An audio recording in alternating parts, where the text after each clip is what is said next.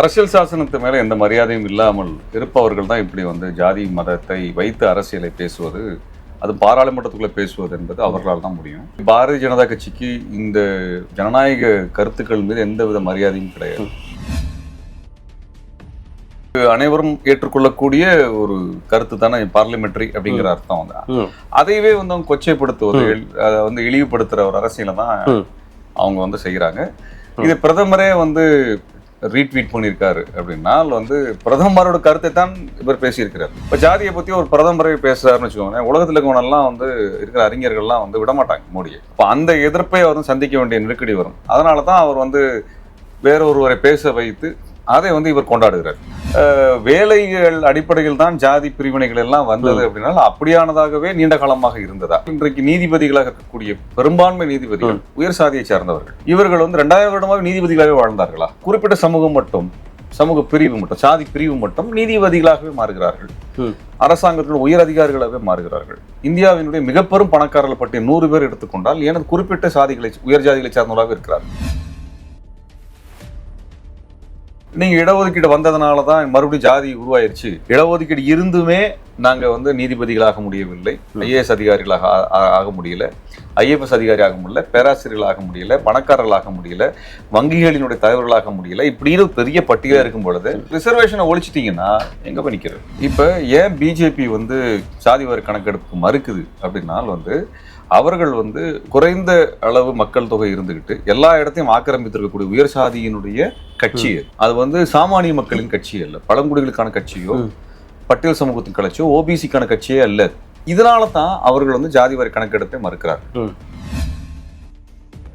ஜாதிவாரி கணக்கெடுப்பு எடுத்ததுக்கு பின்னாடி பொருளாதாரத்தில் எனக்கு பங்கீடு என்ன, அதிகாரத்தில் எனக்கு பங்கீடு என்ன, கல்வியில் எனக்கான பங்கீடு என்ன, வரி எல்லாரும் தானே கட்டுறான் இல்லையா? அப்ப பங்கீடு கேட்பானா இல்லையா? வணக்கம். जिसकी जाति का पता नहीं वो जाति के बारे में बात कर रहा है. ஜாதியை பற்றி கூட தெரியாத நபர் ஜாதிகளை பற்றி பேசுகிறார்கள். அனுராக் டாக்கூருடைய இந்த வார்த்தை பார்லிமெண்ட்டுக்குள்ளிருந்து ஒலித்தது. நேரடியாக ஒரு நபருடைய ஜாதியை பற்றி எழுப்பக்கூடிய இந்த கேள்வி இந்த நாட்டின் டெமோக்ரஸிக்கு எதிராக, இந்த நாட்டு கான்ஸ்டியூஷனுக்கு எதிராக, இந்த நாட்டின் செக்குலரிசத்திற்கு எதிராக இருந்தது. ஆனால் யாருமே இதை பற்றி எந்த விதமான கேள்வியும் கேட்கவில்லை ஆளும் கட்சியிலிருந்து. இதில் இன்னும் நெக்ஸ்ட் லெவல் வேடிக்கை என்னவென்றால், இந்த நாட்டு பிரதமர் அதே வீடியோவை ட்வீட் செய்தது மட்டுமல்லாமல் என்னுடைய கொலீக், ஃபயர் பிராண்ட் லீடர், அவரை நான் ஆதரிக்கிறேன் என்றும் கூறியிருக்கிறார்.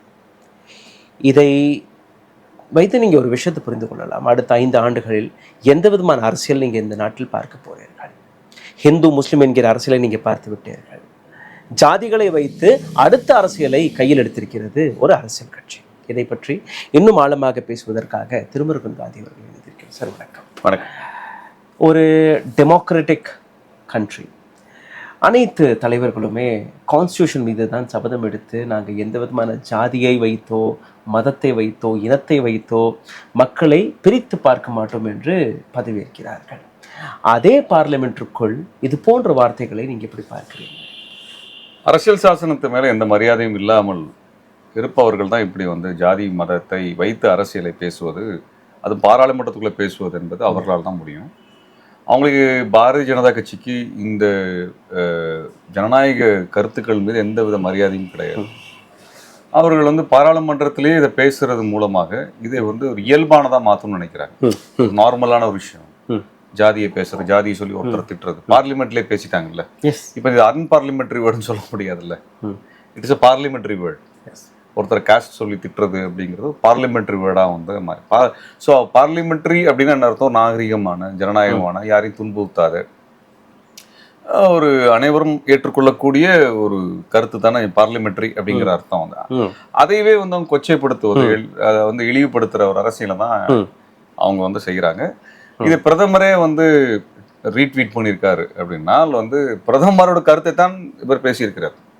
பிரதமரால பேசினா உலகம் முழுக்க அதுக்கான ஒரு எதிர்ப்பு வரும். ஜாதி என்பதே மக்களை பிரித்து வைத்திருக்கக்கூடிய ஏற்றத்தாழ்வு மிக்க ஒரு சிஸ்டம் அப்படின்னு ஐநாவிலே அது அங்கீகரிக்கப்பட்ட விஷயம். அது உலகளாவிய பிரச்சனையாகவும் பார்க்கப்படக்கூடிய காலகட்டம் அது. கனடாவில் இதற்கான ஒரு முடிவுகள் வந்திருக்கின்றன. அமெரிக்காவில் இதற்கான சட்டங்கள் தீர்ப்புகள்லாம் வந்திருக்கக்கூடிய சமயத்துல இப்போ ஜாதியை பத்தி ஒரு பிரதமரை பேசுறாருன்னு வச்சுக்கோங்க, உலகத்துல இருக்கவனெல்லாம் வந்து இருக்கிற அறிஞர்கள்லாம் வந்து விடமாட்டாங்க மோடியை. அப்போ அந்த எதிர்ப்பை அவர் சந்திக்க வேண்டிய நெருக்கடி வரும். அதனால தான் அவர் வந்து வேற ஒருவரை பேச வைத்து அதை வந்து இவர் கொண்டாடுகிறார். இது தொடர்ந்து இப்படி தானே பேசிட்டு இருக்காங்க. உதாரணத்திற்கு ஹோம் மினிஸ்டர் அமித்ஷா அவர்கள் ஒரு பிரைம் மினிஸ்டரை நாங்கள் ஓபிசி கேட்டகரியிலேருந்து கொண்டுட்டு வந்திருக்கோம்னு சொல்கிறது. ஸோ ஒரு ஜாதியை குறிப்பிட்டு நீங்கள் ஓட்டு வாங்குறதே ஒரு கான்ஸ்டியூஷனுக்கும் ஜனநாயகத்திற்கும் எதிரான ஒரு விஷயம். அன்னைக்கு யாருமே எந்த விதமான கேள்வியும் கேட்கல. இன்ஃபேக்ட் ஓபிசிங்கிற விஷயத்தை ஒரு மிகப்பெரிய அளவில் கொண்டாடினார்கள். ஆமாம், அதுவும் ஒரு விஷயம் நடந்தது. அதே நீங்கள் பார்த்தீர்கள்னா, I still remember reading somewhere of Ambedkar's ஒரு சேயிங், இந்தியாவில் ஜாதி ஒழிக்கணும்னா நீங்கள் ஜாதி மாறி திருமணம் செய்தால் மட்டும்தான் அந்த ரத்த வெறி, அந்த ஜாதி வெறியை வந்து உங்களால் முறிக்க முடியும்னு அன்றைக்கி சொன்னது. இன்றைக்கும் நீங்கள் பார்த்தீர்கள்னா பல்வேறு இடங்களில் அந்த ஜாதி வெறி ஒவ்வொரு இடத்துலையுமே இருக்குது. தமிழ்நாடாக இருக்கட்டும், வடநாடாக இருக்கட்டும், அனைத்து இடங்களிலும் இருக்குது. இன்றைக்கி சுப்ரீம் கோர்ட்லேருந்து வெளிவந்த ஒரு வேர்டிக்டும் அதே மாதிரி தான். அதில் நீங்கள் பார்த்தீங்கன்னா sub classification permissible within schedule caste to give separate quotas for more backward caste. Supreme கோர்ட்டுடைய இது வேர்டிக். இதுலேயே ஒரு ஜட்ஜ் என்ன சொல்கிறாருன்னா, நாங்கள் வர்ணாசிரம் அந்த தர்மப்படி நீங்கள் பார்த்தீர்கள்னா காஸ்ட் சிஸ்டமே இந்தியாவில் கிடையாது. நாங்கள் வந்து ஒவ்வொரு நபர் செய்யக்கூடிய தொழிலை வைத்து பிரித்து தான் பார்த்தோம். So even when a supreme court judge gives such a statement, where are we taking this country? இப்போ ஜாதியை பற்றியான ஒரு புரிதல், மேலோட்டமான புரிதலை வச்சு தான் அவங்க வந்து பேசுகிறாங்க. இதை வந்து ஒரு பொதுவான விஷயமா மாற்றணும்னு நினைக்கிறாங்க. நமக்கு வந்து ஒரு நீதிமன்றம் சொல்லுவது, ஒரு நீதிபதிகள் சொல்லுவதனாலேயே அது முழுமையான விஷயமா மாறிட முடியாது. நீதியரசர்கள் அப்படிங்கிறது வந்து கான்ஸ்டிடியூஷன், குறிப்பாக சுப்ரீம் கோர்ட்லாம் வந்து ஒரு கான்ஸ்டிடியூஷனை எப்படி புரிஞ்சுக்கிறது, அரசியல் சாசனத்தை எப்படி புரிந்து கொள்வது, நடைமுறைப்படுத்துவது என்பதை பற்றியான ஒரு நிறுவனம் அது. அது சமூக ஆய்வு நிறுவனம் அல்ல. அந்த நீதியரசர்கள் வந்து அரசியல் சாசனத்தை வாசித்திருக்கலாம், சட்டப்பிரிவுகளை வாசித்திருக்கலாம் ஒழிய சமூகவியலையோ அரசியல் பொருளாதாரத்தை படித்தவர்களாக இருக்க வேண்டும் என்கிற அவசியம் இல்லை. ஆனால் சமூகவியலையும் அரசியல் பொருளாதாரங்கள் குறித்தான ஒரு பார்வையை ஒரு நீதிபதி பேசுகிறார் என்றால் அது குறித்தான முழுமையான ஆய்வுகளோடு பேசுவதுதான் வந்து பொருத்தமானதா இருக்கும். கடந்த காலத்துல அப்படிப்பட்ட நீதிபதிகளை நாம் பார்த்திருக்கிறோம். இன்னைக்கு அப்படி இல்லை அப்படிங்கிறதான் பெரிய வருத்தமானதாக இருக்கிறது. வேலைகள் அடிப்படையில் தான் ஜாதி பிரிவினைகள் எல்லாம் வந்தது அப்படின்னா அப்படியானதாகவே நீண்ட காலமாக இருந்ததா? அப்படி பார்த்தோம் என்றால் இன்றைக்கு நீதிபதிகளாக இருக்கக்கூடிய பெரும்பான்மை நீதிபதிகள் உயர் சாதியை சார்ந்தவர்கள். இவர்கள் வந்து 2000 வருடமாக நீதிபதிகளாகவே வாழ்ந்தார்களா? அப்படி என்றால் ஏன் குறிப்பிட்ட சமூகம் மட்டும், சமூக பிரிவு மட்டும், சாதி பிரிவு மட்டும் நீதிபதிகளாகவே மாறுகிறார்கள், அரசாங்கத்தினுடைய உயர் அதிகாரிகளாகவே மாறுகிறார்கள்? இந்தியாவினுடைய மிக பெரும் பணக்காரர்கள் பற்றிய 100 பேர் எடுத்துக்கொண்டால் ஏன் குறிப்பிட்ட சாதிகளை, உயர் ஜாதிகளை சார்ந்தவர்களாக இருக்கிறார்கள். அப்ப இதற்கெல்லாம் பதில் இல்லை.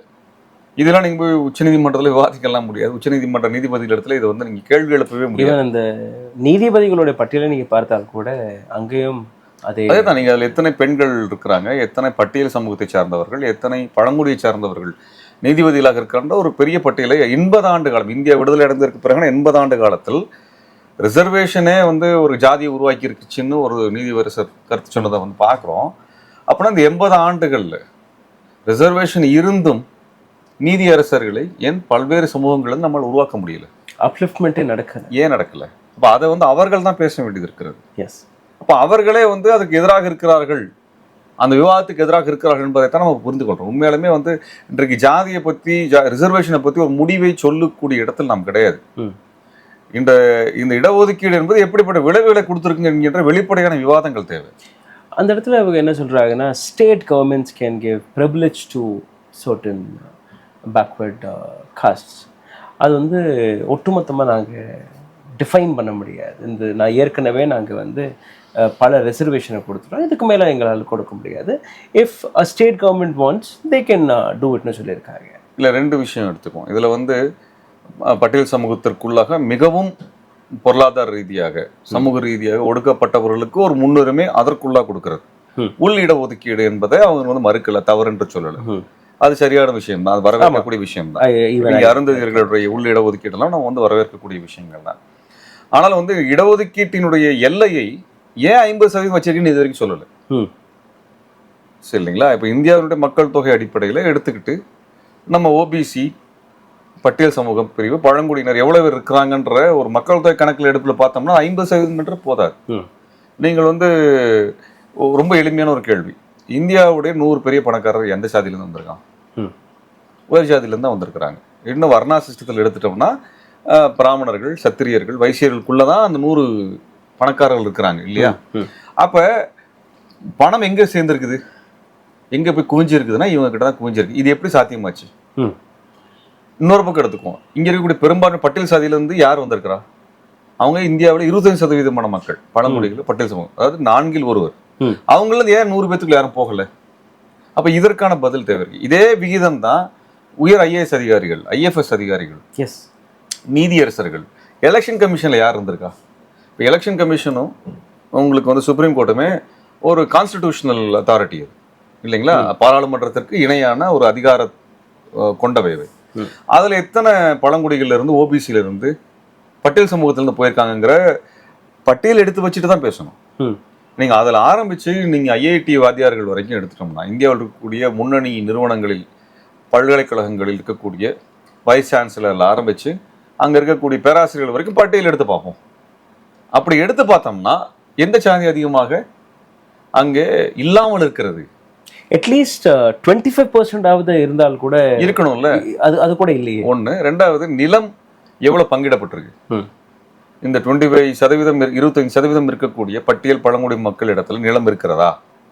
பழங்குடியில் வாழக்கூடிய காடுகளில் தானே இன்னைக்கு வந்து பெரிய கம்பெனிகள் போகுது, சுரங்கம் நடக்குது. அந்த பழங்குடிகளே விரட்டுறீங்கல்ல, நிலம் அவங்களோடதா? இல்லை, அப்படி பண்ண முடியாது இல்லையா? ஆனால் அந்த காடுகளை நம்பி தான் வாழ்கிறார்கள். அப்ப நிலம் இற்றவர்களாக 25% மக்கள் வாழ்கிறார்கள். அப்ப இதையெல்லாம் நீங்க பேசாம நீங்க இடஒதுக்கீடு வந்ததுனாலதான் மறுபடியும் ஜாதி உருவாயிருச்சு அப்படின்னா, இடஒதுக்கீடு இல்லாத காலத்துல ஜாதி அழிஞ்சுதா? அப்படி ஒண்ணுமே கிடையாது. இடஒதுக்கீடு இருந்துமே நாங்க வந்து நீதிபதிகளாக முடியவில்லை, ஐஏஎஸ் அதிகாரிகளாக ஆக முடியல, ஐஎஃப்எஸ் அதிகாரி ஆக முடியல, பேராசிரியர்களாக முடியல, பணக்காரர்களாக முடியல, வங்கிகளினுடைய தலைவர்களாக முடியல. இப்படின்னு பெரிய பட்டியலா இருக்கும் பொழுது ரிசர்வேஷனை ஒழிச்சிட்டீங்கன்னா எங்க போய் நிக்கிறது? பீகார்ல ஜேடியு, ஆர்ஜேடி 2 பேருமே கூட்டணி சாசனத்தில் இருக்கும்போது தேஜஸ்வி யாதவ் அண்ட் நிதிஷ்குமார் ஜாதிவாரி கணக்கெடுப்பு எடுத்தாங்க. That is challenged by the central government and Supreme Court, and it has been paused now. பார்லிமெண்ட்டில் அதே கேள்வி மீண்டும் எழுப்புகிறது. நிர்மலா சீதாராமன் அவர்கள் சிரிக்கக்கூடிய அந்த காட்சியெல்லாம் பார்த்தோம். அதே மாதிரி அனுராக் தாக்கூர், ஜாதியை தெரியாத நபரெல்லாம் ஜாதியை பற்றி எப்படி பேசலாம்ங்கிற விஷயம். ஸோ ஜாதிவாரி கணக்கெடுப்பை எடுத்தால் மட்டும்தானே உங்களால் அந்த எக்ஸாக்டாக யாருக்கு போய் இந்த ரிசர்வேஷன் போய் சேரணும், இன்னும் எத்தனை பேர் பின்னாடி இருக்கிறாங்க, எத்தனை பேரை நீங்கள் அப்லிஃப்ட் பண்ணணுங்கிற அந்த கணக்கே இல்லாமல் how are you only talking about SC, ST and OBC? Are you talking about 90% of Indians? Or அந்த அப்லிஃப்ட்மெண்ட் வந்து அந்த குறிப்பிட்ட நபர்களுக்கு போய் சேரணுமான்னு நீங்கள் பார்க்கணும். ஸோ அரசாங்கம் அதில் வந்து இன்ட்ரெஸ்ட் காட்டுறதை விட்டுட்டு அரசாங்கம் அதற்கு எதிராக நிற்கிறது. அதுவே ஒரு நல்ல டெமோக்ரஸிக்கான அது இல்லை. பிகாஸ் அவங்களுடைய காடுகளை நீங்கள் பறிச்சிடுறீங்க, அவங்களுடைய மலைகளை நீங்கள் பறிச்சிடுறீங்க. லத்தாக்கில் 21 நாட்கள் வரை சோனம் வாங்சூ உண்ணாவிரதம் இருந்தார், just to point that okay we are also from a tribal community, give that thing to us. இந்த மாதிரி எத்தனையோ இடங்கள், எத்தனை பேர் போராட்டத்தில் நின்று அந்த போராட்டம் மீடியா வழியாக வருது, அதுவும் கிடையாது. ஸோ மை கொஸ்டின் இஸ், ஜாதிவாரி கணக்கெடுப்பு எவ்வளவு முக்கியம் இந்தியருக்கு இப்போ இருக்கக்கூடிய நிலையில்? அதாவது எந்த சமூகம் எவ்வளவு மக்கள் தொகை இருக்கிறது என்பதை கணக்கில் எடுத்துக்கொண்டு அதோடு நிறுத்தினா பத்தாது. அரசு அதிகாரத்தில், பெரிய நிறுவனங்களில், இந்த சுப்ரீம் கோர்ட் மாதிரியான கட்டமைப்புகளில் எந்த சாதிகள் அதிகமாக இருக்குங்கிற கணக்கையும் எடுத்து வைத்து பொருத்தி பார்த்தா தெரிஞ்சு போயிடும்.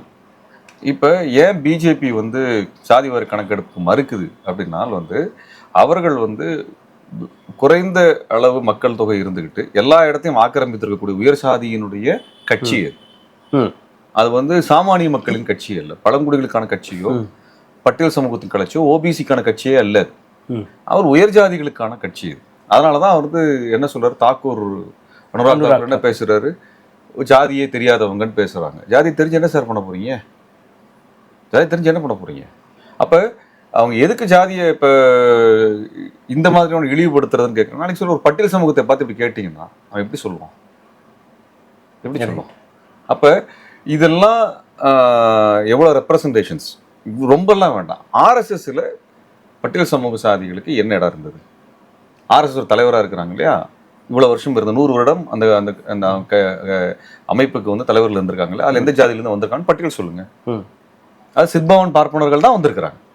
ஒரே ஒரு சாதி தான். அது பார்ப்பனர் எல்லா ஜாதியும் வர முடியாது, ஒரு சாதி மட்டும்தான் வர முடியுங்கிற மாதிரி வச்சிருக்கிறீங்க. அதிலிருந்து வந்தவங்க தான் நீங்க எல்லாருமே. நீங்க வெளிப்பட நான் ஆர்எஸ்எஸ்ல இருந்து வந்தவன் சொல்றீங்க இல்லையா? அப்ப உங்க தாய் கழகமே எப்படிப்பட்டதாக இருக்கிறது? ஒரு குறிப்பிட்ட உயர் ஜாதிக்கா மட்டுமே தலைவராக கூடிய நிறுவனமாக இருக்கிறது. அப்ப இதனால தான் அவர்கள் வந்து ஜாதி வாரி கணக்கெடுப்பை மறுக்கிறார். இரண்டாவது வந்து ஜாதி வாரி கணக்கெடுப்பு எடுத்ததுக்கு பின்னாடி பொருளாதாரத்தில் எனக்கு பங்கீடு என்ன, அதிகாரத்தில் எனக்கு பங்கீடு என்ன, கல்வியில் எனக்கான பங்கீடு என்ன, வரி எல்லாரும் தானே கட்டுறான் இல்லையா? அப்ப பங்கீடு கேட்பானா இல்லையா? வரி கொடுத்த இப்ப மாநிலம் வரி கொடுத்து வரி பங்கு கேட்குது இல்ல, அதே மாதிரி ஒரு சமூகம் கொடுக்கக்கூடிய வரியிலிருந்து பங்கு கேட்குமா இல்லையா? அப்ப அந்த பங்கு கேட்கும் பொழுது அவங்க பங்கையும் புடுங்கி தின்றக்கூடிய உயர் ஜாதிகள் திரும்ப கொடுக்க வேண்டிய கட்டாயம் வந்து நிற்கும். இது உயர் ஜாதிகளுக்கு பதட்டமாக இருக்கிறது. அதனாலதான் அவங்க எங்க இருந்தாலும் அந்த கருத்தை திரும்ப திரும்ப சொல்லிட்டு இருக்கிறாங்க. ரிசர்வேஷனுக்கு எதிராக திரும்ப திரும்ப பேசுற இடம். நீங்க தமிழ்நாடு இந்தியாவினுடைய மிகப்பெரிய ஊடகங்கள் எடுத்துக்குவோம், மிகப்பெரிய பேங்க் எடுத்துக்குவோம், இங்க இருக்கக்கூடிய மிகப்பெரிய நிறுவனங்கள், தொழிற்சாலைகள், இதுல அனைத்துலயுமே எத்தனை சாதிகள் இருக்கிறது? உயர் சாதிகள் மட்டும்தான் இருக்கிறது. அப்ப முதலீடு எங்க போய் சேர்ந்திருக்கிறது? அறிவு எங்க போய் சேர்ந்திருக்கிறது? இப்ப அறிவை வந்து சொந்தமா இப்ப நீங்க இன்டெலெக்சுவல் ப்ராப்பர்ட்டின்னு சொல்றீங்க இல்லையா? இன்டெலெக்சுவல் ப்ராப்பர்ட்டி இன்டெலெக்சுவலா ப்ராப்பர்ட்டியா மாத்துறீங்க, அறிவை வந்து சொத்தா மாத்துறீங்க இல்லையா? இந்த அறிவை சொத்தா மாத்துறதுக்கான வாய்ப்புகள் யாருக்கு கிடைக்குது? ஐஐடியில ஐஐஎம்ல யாருக்கு கிடைக்குது? உயர் ஜாதிகளுக்கு மட்டும்தானே கிடைக்குது. அப்ப திரும்ப திரும்ப அறிவு என்பது குறிப்பிட்ட சமூகத்துக்கான சொத்தாக மாறுகிறது. அந்த அறிவு சொத்தை வைத்துக்கொண்டு வணிகத்தை சம்பாதிக்கிறீங்க, பெரும் பணம் சம்பாதிக்கிறீங்க. அப்ப பணம் யாருக்கு போகுது? அந்த குறிப்பிட்ட சாதிக்கு போகுது. செகண்ட்லி இதே விஷயத்தில் இன்னொரு சீரியஸான பார்வையும் இருக்கு. இந்த இன்னைக்கு சுப்ரீம் கோர்ட்ல பேசப்பட்ட விஷயம் அதுதான், எஸ்சி எஸ்டி பிரிவில் இருக்கக்கூடிய நபர்களும் க்ரீமி லேயர்ல இருந்தால் அவங்களுக்கு வந்து அந்த ரிசர்வேஷன் கிடைக்கக்கூடாதுங்கிற ஒரு விஷயத்தை எடுத்து வச்சிருக்காங்க. க்ரீமி லேயர்னா ஒரு 8 லட்சம் வருடம் நீங்கள் சம்பாதிக்கிறீங்கன்னா, அதுக்கு மேலே நீங்கள் சம்பாதிக்கிறீங்கன்னா you are a common citizen, you should not get privilege. இதே போன்றுதான் பூஜா கேட்கர் என்கிற ஒரு ஐஏஎஸ் ஆஃபீஸர், அவருடைய பதவி எல்லாமே போயிருச்சு. She owns some 40 crore worth property. அவங்க போய் அந்த ஓபிசி சர்டிஃபிகேட்டை வச்சு ஐஏஎஸ்க்கான தேர்வில் வெற்றி பெற்று ஐஏஎஸ் ஆஃபீஸராகவும் மாறிடுறாங்க. கடைசியில் ஊடகங்கள்ல எல்லாம் அந்த விஷயம் வந்ததுக்கப்புறம் அதை பிடிபடுறாங்க. ஸோ இந்த மாதிரி பல நபர்கள் இருக்கலாம் சொசைட்டியில், where they are capable enough to you know be without reservation. But அவங்களும் அந்த போட்டியில் போய் அந்த ரிசர்வேஷனுங்கிற லைனில் போய் நின்று ஜென்வனாக ஒரு நபருக்கு போகக்கூடிய அந்த ரிசர்வேஷனை அவங்க பறிக்கக்கூடிய வேலையை பார்க்குறாங்க. இது எப்படி? இல்லை, இப்போ நீங்கள் வந்து நினைக்கிறேன்னா இது ரிசர்வேஷனுக்குள்ளே மட்டும் இந்த க்ரீமி லேயர் பாயிண்ட்டை பார்க்குறாங்க. என்னோட தாத்தா ஐஏஎஸ் அதிகாரி, என் அப்பா ஐஏஎஸ் அதிகாரி, நான் ஐஏஎஸ் அதிகாரி, பவர் சென்ட்ரிக் அப்படிங்கிறது ஒன்று இருக்குது இல்லைங்களா? இதே இதை வந்து திரைத்துறை எடுத்துக்குவோம். எங்கள் தாத்தா நடிகர், எங்கள் அப்பா நடிகர், நான் நடிகர் அப்படிங்கிறது என்ன சொல்கிறீங்க? நெப்போட்டிசம் சொல்கிறீங்க. அதே நெப்போட்டிசம் சிவில் சர்வீஸில் இருக்கா இல்லையா? அது க்ரீமி லேயரா இல்லையா? Yes yes. திரும்ப திரும்ப ஒருத்தரே ஐஏஎஸ் ஒரு குடும்பத்திலிருந்து ஐஏஎஸ் அதிகாரிகள் வர்றது, ஒரு குடும்பத்திலிருந்து நீதி அரசர்கள் வர்றது, ஒரு குடும்பத்திலிருந்து சீனியர் கவுன்சில்ஸ் வர்றது. அப்போ அது க்ரீமி லேயர் இல்லையா? That is also nepotism. அதை பேசுங்க. உங்கள் தாத்தா ஜட்ஜாக இருக்கிறதுனால என்ன எப்படி ஜட்ஜ் ஆகணுங்கிற சூத்திரம் ஃபார்முலா உங்கள் அப்பாவுக்கு தெரிஞ்சது. உங்க அப்பாவும் உங்க தாத்தாவும் உங்களுக்கு கற்றுக் கொடுக்குறாங்க. அதுல இருக்கக்கூடிய லூப் ஹோல்ஸை வச்சு உங்களை வந்து எப்படியாச்சும் எளிமையா அது வந்து ரொம்ப ஈஸியாக கற்றுக்க முடியுது இல்லையா? சரியா? ஆனால் ஒலிம்பிக்ஸில் அப்படி பண்ண முடியல. அப்பா ஒலிம்பிக் கோல்டு மெடலிஸ்ட்னா பையன் ஒலிம்பிக் கோல்டு மெடல் வாங்க முடியாதா இல்லையா? இல்லை, அது தனித்திறமை சம்மந்தப்பட்டது தானே இல்லையா? ஆனால் திரைத்துறையில் நீங்கள் என்ன சொல்றீங்க? நெப்போட்டிசம் பற்றி பேசுறீங்க இல்லையா? பிஸ்னஸில் அதே மாதிரி நாங்கள் ஷேர் பண்ணிக்கிறோம்னு பேசுறீங்க. அப்போ இந்த க்ரீமி லேயர் எலிமெண்ட்டை இப்போ வந்து திருபாய் அம்பானி கஷ்டப்பட்டு மேலே வந்தாருன்னு வரலாறு பேசுகிறோம்.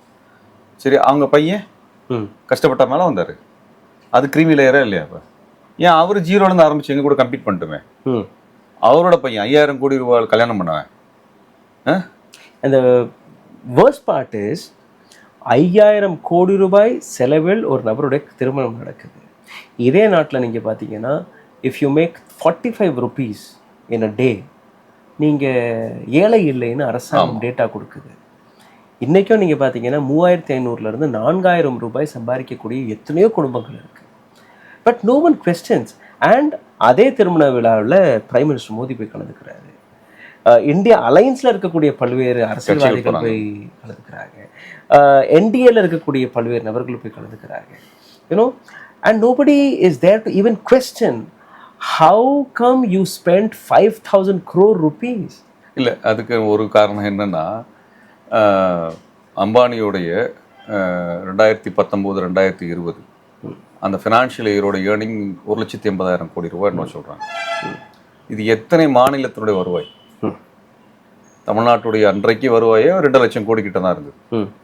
இந்தியாவில் 2வது 3வது மிகப்பெரிய வளர்ச்சி அடைந்த மாநிலத்தினுடைய வருவாய்க்கு சமமாக ஒரு 7 கோடி பேர் சம்பாதிக்கிற பணம் இதற்கு நிகராக ஒரு தனிநபர் சம்பாதிக்கிறார். இப்போ எத்தனை 10-15 மாநிலங்களினுடைய வருமானத்தை ஒரு தனிநபர் சம்பாதிக்க முடியக்கூடிய அளவுக்கு ஒரு ஏற்றத்தாழ்வு உள்ள சமூகமாக இந்த சமூகம் இருக்குது. அப்போ அப்படிப்பட்ட ஒருத்தர் கல்யாணம் பண்ணும்போது இத்தனை பேரும் போய் நிற்க தான் போகிறாங்க. இத்தனை பேருமே வந்து அதில் பங்குதாரர்களாக இருக்கிறாங்க. 2014 அடானியோடைய சொத்து மதிப்பு $6 million. அண்ட் அதே நேரத்தில் முகேஷ் அம்பானியோடைய சொத்து மதிப்பு it was around $28 million. And 2024 வர்றதுக்குள்ளே நீங்கள் பார்த்தீங்கன்னா 23 he touched $142 million Adani, and he was in 98 million. So எந்த அளவில் இவர்களுடைய அந்த சொத்து வளர்ந்தது, எப்படி வளர்ந்தது. And it is definitely Gujarat lobby which was functioning at that time until today. இப்போ நம்ம இதில் நீங்கள் சொல்கிறதுல ஒரு ஒரு ஒரு விஷயத்தை கவனத்தை கொண்டு வர நினைக்கிறேன். இவ்வளோ பணம் எப்படி சேர்ந்தது அப்படின்னு சொல்லக்கூடிய அதே நேரத்தில் யாருடைய பணம் இங்கே போய் சேர்ந்துச்சு? அப்போ இந்த சமயத்தில் எவ்வளோ பேர் வறுமை கோட்டத்துக்கு கீழே தள்ளப்பட்டாங்களோ அவங்களோட பணம் அங்கே போய் சேர்ந்துருக்கு. அப்போ இவர்கள் வந்து ஒரு 20 கோடி பேருடைய பணத்தை தன்னுடைய பணமாக மாற்றிருக்கிறார்கள். அப்போ பணக்காரர்கள் மேலும் மேலும் பணக்காரராக மாற மாற புது ஏழைகள் உருவாகி கொண்டே இருக்கிறார்கள். ஏற்கனவே ஏழைகளாக இருந்தவர்கள் இன்னும் மோசமான ஏழைகளாக மாறுகிறார்கள். அப்போ அதாவது பணம் ஒரு பகுதியில் போகுதுன்னா இன்னொரு பகுதியிலிருந்து பிடுங்கப்படுதுன்னு அர்த்தம். இதுதான் பேச வேண்டியிருக்கு நம்மளுக்கு. யாரிடமிருந்து இந்த பணம் பிடுங்கப்பட்டது? பழங்குடிகளிடமிருந்து நிலம் பிடுங்கப்பட்டது, பட்டியல் சமூகத்திடமிருந்து உழைப்பு பிடுங்கப்பட்டது, பிற்படுத்தப்பட்ட சாதிகளினுடைய சொத்துக்கள் பிடுங்கப்பட்டுச்சு, இவருடைய குறைந்தபட்ச சேமிப்பு பிடுங்கப்பட்டுச்சு. அந்த பணம் தாங்க போயிருக்கு. Right. Economic survey of India ஒரு 11 வருடங்களுக்கு பிறகு இப்போ வெளிவந்திருக்கு. 2014 அப்புறம் எக்கனாமிக் சர்வே எடுக்கப்படலை, இப்போ தான் வந்திருக்கு. அதில் நீங்கள் பார்த்தீங்கன்னா மிக தெளிவாக அரசாங்கத்துடைய பதில் தான் இது. ஏன் வேலைவாய்ப்பு உருவாக்கப்படலைன்னு சொல்லும்போது கார்ப்பரேட் தான் காரணம். we had given them a lot of privileges. அவங்களுடைய கடன் எல்லாம் நாங்கள் குறைச்சி கொடுத்துருக்கோம், டேக்ஸ் ரிபேட் கொடுத்துருக்கோம். இதெல்லாம் கொடுத்ததுக்கப்புறம் கூட அவங்க இந்தியாவிலே இன்வெஸ்ட் பண்ணுவாங்கன்னு நாங்கள் நினச்சோம், பண்ணலை. ரைட். பட் அதே நேரத்தில் நீங்கள் பார்த்தீங்கன்னா யார் மெஜாரிட்டி இந்த வரியை செலுத்துகிறாங்கன்னு நீங்கள் பார்த்தீங்கன்னா it's not corporate. The second highest tax payers are salaried employees. Right. 48 லட்சம் கோடி ரூபாய்க்கான பட்ஜெட்டை நீங்கள் ப்ரெசென்ட் பண்ணுறீங்க. எவ்வளோ உங்களால் வருமானம் பார்க்க முடியுதுன்னு நீங்கள் பார்த்தீங்கன்னா it is only 38 lakh crore rupees. Right. எவ்வளோ salaried employees டேக்ஸ் கொடுக்குறாங்கன்னா it is 11 lakh crore rupees. அதே corporate it is only 10,000 crore rupees. So இதெல்லாம் பார்க்கும்போது ஒரு கார்ப்பரேட் இந்த நாட்டை சுரண்டக்கூடிய வேலையை தான் பார்த்துட்டு இருக்காங்களே ஒழிய உண்மையிலே டேக்ஸ் கட்டக்கூடிய நபர்கள் அவர்களுக்கு என்ன கிடைக்குதுன்னு எதுவுமே கிடைக்கல. அண்ட் இந்த மாதிரியான கேள்விகளை எழுப்பும்போது then you come up with caste and reservation and other stuff. And this is what I think we are going to see in the next 5 years. இதுக்கு முன்னாடி ஹிந்து முஸ்லீம் எல்லாம் பண்ணி முடிச்சுட்டாங்க. Now they are again coming up like okay நாங்கள் வந்து அந்த வர்ணாசிரம் படி நாங்கள் வந்து எல்லாத்தையும் பிரித்து தான் பார்த்துட்டு இருந்தோம். Now we will define who you are and who you are not. Sir, last I just want to have a small உங்கள் பார்வையில் ஜாதி ரிசர்வேஷன், ஜாதிவாரி ரிசர்வேஷன் இந்த நாட்டில் இருக்கக்கூடிய பல்வேறு நபர்களுக்கு எந்த அளவில் உதவியாக இருந்திருக்கிறது, எந்த அளவில் அதில் இன்னும் அப்லிஃப்ட்மெண்ட்டுக்காக மாற்றங்கள் கொண்டு வரணும்? இப்போ அடிப்படையில் பார்க்க வேண்டியது என்னென்னா, இடஒதுக்கீடு என்பது கல்வியில் வந்து திரும்ப திரும்ப சொல்ல வேண்டியிருக்கு. நான் இடஒதுக்கீட்டில் படிச்சுட்டு வந்தேன். எனக்கு பொறியியல் படிப்பதற்கான வாய்ப்பை தான் கொடுத்தாங்க ஒழிய பரீட்சையில் நான் தான் பாஸ் பண்ணணும், படித்து பாஸ் பண்ணணும். ரிசர்வேஷனுங்கிறனால நான் பாஸ் பண்ணிட முடியாது. என்னோட அண்டர்ஸ்டாண்டிங் அப்படிங்கிறது நான் படித்து கற்றுக்கிறதான ஒழிய ரிசர்வேஷனால் எனக்கு தனியாக அண்டர்ஸ்டாண்டிங்லாம் வந்துடாது. இப்போ எனக்கு அதுக்கான வாய்ப்பு கொடுத்த போது நான் வந்து ஒரு சிறந்த கல்வியை பெறுவதற்கான வாய்ப்பு எனக்கு கிடைச்சிது. என்னுடைய வகுப்பில் ரிசர்வேஷன் இல்லாமல் நாங்களாம் நிறைய மார்க் படிச்சுட்டு வந்தோம்னு சொன்னவங்களே அவங்களுக்கு ஈக்குவலாக நானும் கம்ப்ளீட் பண்ண முடியும். ஆனால் எனக்கு என்னென்னா, ஒரு உயர்ந்த கல்வி நிலையத்திற்குள் போவதற்கான வழி எனக்கு தெரியாது. என் குடும்பத்தில் நான் ஒரு முதல் பட்டதாரியாக வருகிறேன். அப்போ எனக்கு வந்து அது ஒரு வாய்ப்பை கொடுத்துச்சு. அப்போ ரிசர்வேஷனுங்கிறது வாய்ப்பு தானே ஒழிய அதனால நீங்கள் பரீட்சையில் பாஸ்லாம் பண்ணிட முடியாது. நீங்கள் தான் படித்து பாஸ் பண்ணணும். இது புரியாமல் திறமை இருந்தால் மட்டும்தான். நிறைய பேர் இதை புரியாமல் பேசுகிறாங்க. அப்புறம் வந்து உங்களுக்கு இன்றைக்கு வந்து அதிகாரத்தில் ரிசர்வேஷன் வந்தாலுமே கூட பெரும்பகுதி மக்களோட பிரச்சனை யார் புரிஞ்சுக்குவாங்கன்னா, அந்த பகுதி மக்களினுடைய பிரதிநிதி அந்த வேலையில் இருக்கும்போது தான் புரிஞ்சுக்குவாங்க. ஒரு வில்லேஜ் அட்மினிஸ்ட்ரேஷன் ஆஃபீஸராக இருக்கக்கூடியவர் பிற்படுத்தப்பட்ட சாதியிலையோ பட்டியல் சாதியிலோ வந்தால் தான் அவருக்கு அந்த சமூகத்தினுடைய பிரச்சனைன்னு தெரியும். நல்லா படித்தவன், உயர் ஜாதியிலிருந்து வந்தவன், நல்லா மனப்பாடம் பண்ணி ஒப்பிக்க தெரிஞ்சவன் தான் இன்னைக்கு பரீட்சையில் மார்க் எடுக்க முடியும். அப்படி அவன் வந்து வில்லேஜ் ஆஃபீஸராக வந்து உட்காந்தானா, தாசில்தாராக உட்காந்தானா, என் பிரச்சனை புரியுமா? என் தொழிலே அவனுக்கு என்னன்னு தெரியாது. நான் என்ன மாதிரி வேலை செய்கிறேன், என்ன மாதிரி உழைக்கிறேன், என் குடும்ப சூழல்னே, என் பொருளாதாரம் என்னன்னே அவனுக்கு தெரியாத ஒருத்தன் வந்து எப்படி அவன் முடிவெடுப்பான்? அப்போ என்னுடைய வாழ்வியலோடு நெருக்கமாக இருக்கக்கூடியவன் தான் பிரதிநிதியாக எனக்கு வரணும்னு விரும்புகிறோம் நம்ம, இல்லைங்களா? நான் இன்னைக்கு சொல்கிறேன், வேற ஒன்று சொல்கிறேன். இப்போ நீங்கள் இன்டெலிஜென்ட்டாக இருக்கிறவன், நல்லா படித்தவன், புத்திசாலியாக இருக்கிறவன், அவன் தான் வந்து நம்மளுக்கு வந்து ஆளணும், அவன் தான் மேலே படிக்க வரணும் அப்படின்னா, இந்தியாவில் இருக்கிறவனோட புத்திசாலியாக இருக்கிறவன் அமெரிக்காவில் இருக்கிறான், இங்கிலாந்தில் இருக்கானா ஒத்துக்குவீங்களா? ஒத்துக்குவீங்களா? அது என்ன சொன்னீங்க, காலனின்னு சொன்னீங்களா இல்லையா? சொன்னமா இல்லையா? அன்றைக்கு இருந்த அரசர்களை விட ஓரளவு அறிவியல் பூர்வமாக யோசிக்கக்கூடிய இராணுவத்தை வைத்திருக்கக்கூடிய வெள்ளக்காரனை வந்து நம்ம என்னன்னு சொன்னோம்? நம்ம அடிமைப்படுத்தினான்னு தானே சொன்னோம். நீ வந்து நல்லா படித்தவன், புத்திசாலி தான், எனக்கு வந்து மேலே படிக்க வரணும், வாய்ப்பு தரணும் அப்படின்னு சொன்னால் வெள்ளக்காரனுக்கு வாய்ப்பு கொடுத்துட்டு போகலாம். உனக்கு இது தரணும் நான்? எஸ் இல்லை. இன்னைக்கு ஏல் யூனிவர்சிட்டியில் படிக்கிறவன், ஆக்ஸ்ஃபோர்டில் படிக்கிறவன், கேம்பிரிட்ஜில் படிக்கிறவன், ஹார்வர்டில் படிக்கிறவன் போய் இது வாங்குறான்ல, நோபல் பரிசு வாங்குறான்ல, அவனுக்கெல்லாம் அவனை கொடுப்போம். நீ இவ்வளோ நாள் படித்து ஐஐடியில் படிச்சுட்டு எத்தனை பேர் ஐஐடி வந்து நோபல் பரிசு உருவாக்கியிருக்கு? இந்தியன் இன்ஸ்டியூட் ஆஃப் சயின்ஸ் எத்தனை பேர் உருவாக்கி இருக்குது? நீ அங்கெல்லாம் வந்து பெரிய ரிசர்வேஷன்லாம் ஃபாலோ பண்ணல இல்லை, சரியா? அவன்ல எத்தனை பேர் நீங்க நோபல் பரிசு உருவாக்குனீங்க? எத்தனை ஆயிரம் வருஷமா நீ தான் படிச்ச புத்திசாலி, நான் அறிவாளி, நான் நிறைய மார்க் எடுக்கிறேன்னு சொன்னேன்ல, ஒன்னுல எத்தனை பேர் வந்து நோபல் பரிசு வாங்கினா? அப்ப நோபல் பரிசு வாங்கக்கூடிய வெள்ளக்காரனை கொண்டு வந்து படிக்க வைக்கலாமா? அது ஒத்துக்குவியா? அப்ப மட்டும் உனக்கு இந்தியாவில் இருக்கிறவனுக்கு எங்களுக்கு மட்டும் தான் எங்களுக்கு பள்ளிக்கூடம் வேணும், எங்களுடைய ஸ்கூல் வேணும், அது ரிசர்வேஷன் இல்லையா என்ன? அங்கே திறமையாக இருக்கணும்னு சொல்லுவேன் பார்ப்போம். நீ ஐஐடி ஜேஇயை வந்து பிரிட்டிஷ்காரனும் எழுதட்டும், பிரெஞ்சுக்காரனும் எழுதட்டும், அமெரிக்கன் எழுதட்டும், நீயே எழுது, யார் ஜெயிக்கிறான்னு பார்ப்போம். Thank you so much for your wonderful time. Thank you. Kareem's Biryani Paradise at Liberty and Catering Services. கோடம்பாக்கத்தின் அறுசுவை அடையாளம். ஊடகம் கார்ப்பரேட் அரசியல்வாதிகளின் கைப்பாவையாக அடிமைகளாக இருந்தது போதும், இனி சாட்டை எடுத்து சுழற்றும் நேரம் வந்துவிட்டது. ஊடகம் பொதுமக்களாகிய உங்களுக்காக, உங்களாலேயே இயக்கப்பட வேண்டும். ஊடக சுதந்திரத்திற்காக உங்களின் பங்களிப்பை இன்றே அளித்திடுங்கள்.